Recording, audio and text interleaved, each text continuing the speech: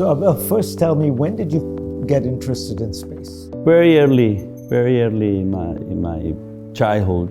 I mean, maybe 9, 10. When you were born, you probably didn't have a personal phone line in your phone. No, I do remember the first time that I got a phone in my house.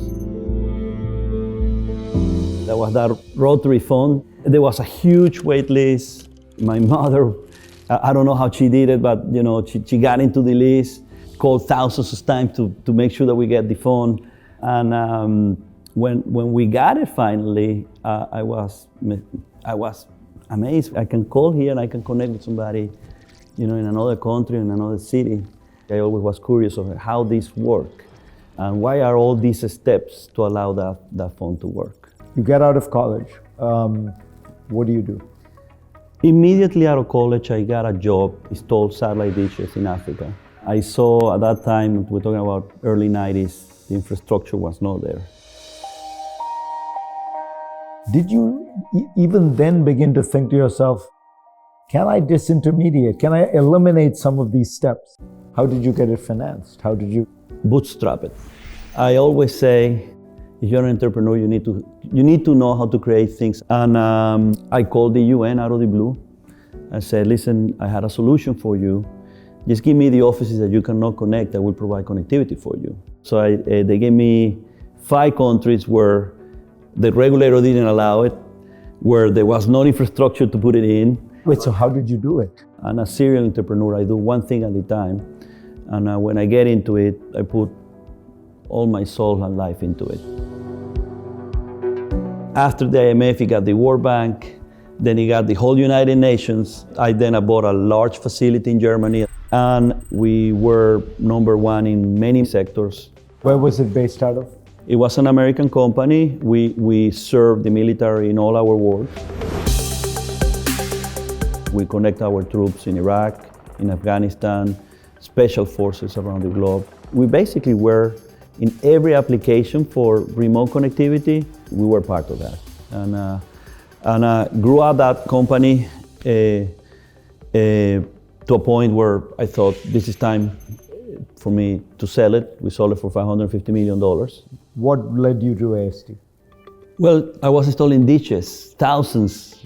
That's very expensive and complicated. I started thinking, what needs to be done just to enable the phone to connect to space? How I get rid of the dish?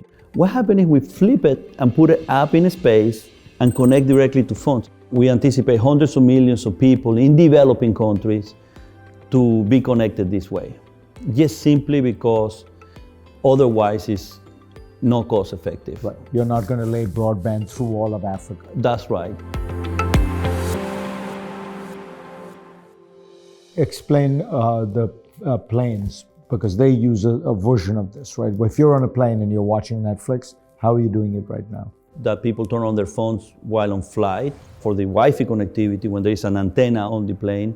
We anticipate that people will just basically turn their phone and be seamless.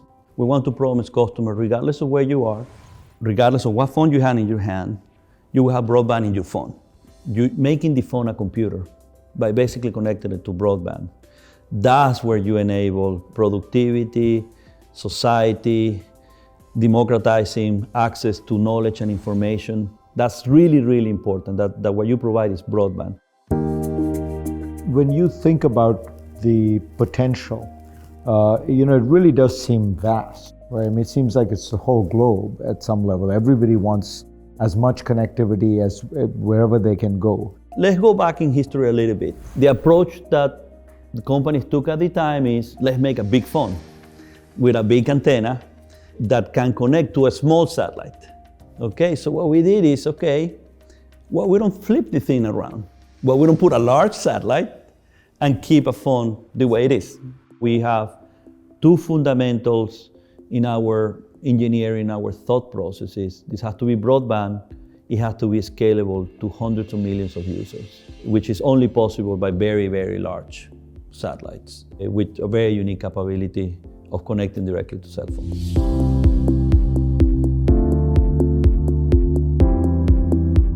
We are located in Midland, Texas. We had 185,000 square feet facility of manufacturing. one of the largest in the nation. In order to make it cost effective, in order to make it at the pace that we want to make it, we really need to make it ourselves.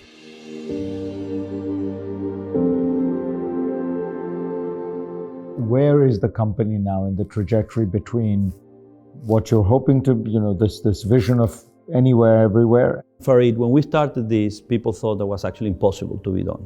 We launched the largest phase array, the largest vehicle of this kind ever launched into LEO. That's Blue Walker 3.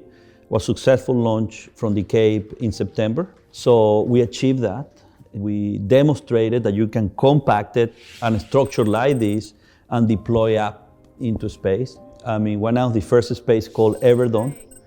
I was very humbled to see AT&T put it on their earnings call, put it in their history of things that they had achieved as a company.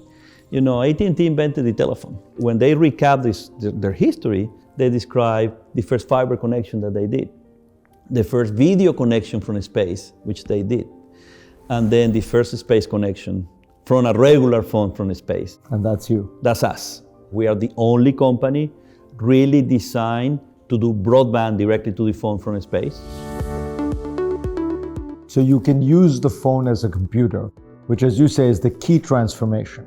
If you can use the phone as a computer, you can then transact commerce, you can engage in all kinds of, you can begin to generate economic activity. That's right. Basically what we have seen with the transformation of internet and the democratization of access to knowledge and information, that really get started with making a phone a computer. And that is the $1 trillion market that exists today with 5 billion phones in circulation. When you talk about it, your passion, of course you want a profitable company, and of course because that's the only way it'll be successful.